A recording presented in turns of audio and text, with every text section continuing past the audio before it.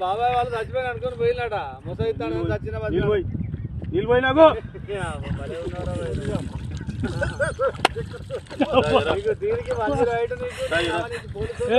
ఎందుకు పన్న వాళ్ళ ఎందుకు అనుకున్న వాళ్ళ ఈ చల్లదనానికి ఎండకు చేయలేక కన్నీకి ఓడిపోయి వచ్చిన గెలవలేక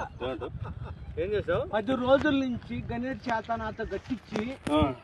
నా కష్టం దోచుకొని గణేట్ రాయ్